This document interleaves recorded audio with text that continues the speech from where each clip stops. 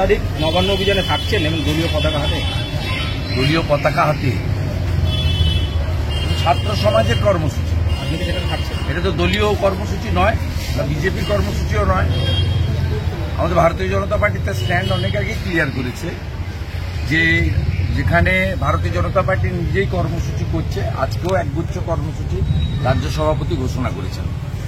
আর যেখানে ছাত্র সমাজ বা প্রতিবাদী জনতা, সচেতন নাগরিকরা পতাকা ছাড়া কর্মসূচি করবে, সেখানে ভারতীয় জনতা পার্টির সভ্য সমর্থক, ভোটার, নেতৃত্ব কারো যাওয়ার ক্ষেত্রে বিজেপির কোনো বাধা নেই। সিপিএম যেমন চায় যে মমতা ব্যানার্জির সরকারটা থাকুক, তেমনি ভারতীয় জনতা পার্টির লক্ষ্য এবং উদ্দেশ্য হচ্ছে যে আমাদের ডাক্তারি বোন, যার মর্মান্তিক বেদনাদায়ক সরকারি ধর্ষণ এবং মৃত্যু ঘটানো হয়েছে, তার অভিযুক্তরা চরমতম শাস্তি পাক। 14 তারিখ রাত্রে তৃণমূলের গুন্ডা বাহিনীর দ্বারা আরজি করকে যেভাবে ভাঙা হয়েছে, আন্দোলনকারীদের উপর অত্যাচার করা হয়েছে, তার প্রকৃত দোষীরা উপযুক্ত সাজা পাক।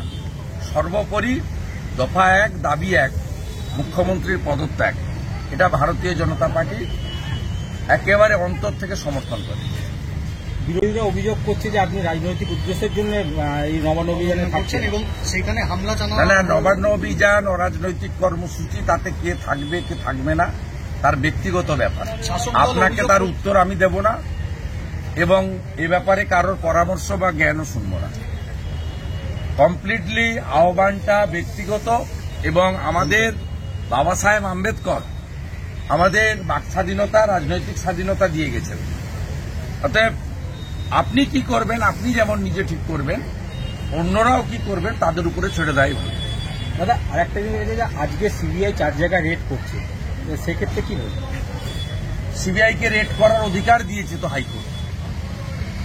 মমতা ব্যানার্জি অর্থনৈতিক দুর্নীতি তদন্ত করার জন্য তিনি ফিনান্স ডিপার্টমেন্ট বা অ্যাকাউন্টের কোন অফিসারদের না নিয়ে তার দলদাস 4 জন আইপিএসকে দিয়ে সিট বানিয়েছিলেন।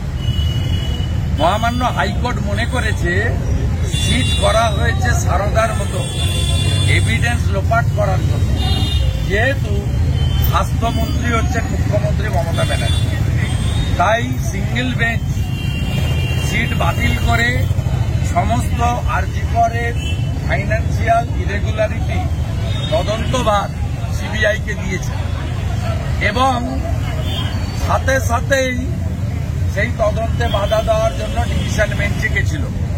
ডিভিশন বেঞ্চ লিভ দেয়নি, এন্টারটেন করেনি এবং সিবিআই হাইকোর্টের নির্দেশ মতোই গতকাল এফআইআর রুজু করে তারা আজকে আর্লি মর্নিং ভোরবেলা থেকেই তাদের কাজ শুরু করেছে। এটা আমরা স্বাগত জানাতে পারি। বাকি সিবিআই ইনভেস্টিগেশন নিয়ে আমাদের কিচ্ছু বলার নেই। সিবিআইর একটা নিজস্ব হ্যান্ডবুক আছে, কি প্রসিডিওরে তারা ইনভেস্টিগেট করবে এবং কাকে ডাকবে, কাকে ধরবে। সিবিআই হচ্ছে কনস্টিটিউশনাল বডি, এখানে যেমন সব নিয়ম ভেঙে রাজীব কুমারকে ডিজি, প্রবীণ ত্রিপাঠীকে সিপি হাওড়া মমতা ব্যানার্জি তার নিজের ইচ্ছায় করেছেন। সিবিআই ডাইরেক্টর নিয়োগ করে মাননীয় প্রধানমন্ত্রী, মাননীয় বিরোধী দলনেতা লোকসভা, মাননীয় প্রধান বিচারপতি সুপ্রিম কোর্ট। সিবিআই যে কনস্টিটিউশনাল বডি, তাদের জন্য ভারতবর্ষের পার্লামেন্ট হ্যান্ডবুক বানিয়ে দিয়েছে। They will act as per দেওয়ার হ্যান্ডবুক। সকালবেলা সন্দীপ ঘোষের বাড়িতে যে নাটকটা হলো, তাকে ডাকা হলো, আবার ভেতরে চলে গেলেন, তারপর ঘন্টাখানেক বাজে এসে আবার দরজা খুলল। আপনার কি মনে হয়, ভেতরে কি প্রমাণ লোপাটের চেষ্টা চলছে? লোপাট তো প্রথম দিন থেকেই করেছে, লোপাট তো প্রথম দিন থেকেই করেছে। ঘড়ি ঘড়ি সুইসাইড বলে বাড়িতে খবর দেওয়া, ইউডি কেস চালু করা এবং যারা আরজি করে স্টেক হোল্ডার নয়, সুশান্ত রায়, অভিক দেদের ডেকে নিয়ে গিয়ে তদন্ত, আপনার প্রমাণ লোপাটের চেষ্টা, তারপরে রিনোভেশনের নামে ঘর ভাঙচুর করা, সবই তো প্রথম দিন থেকে করা হচ্ছে।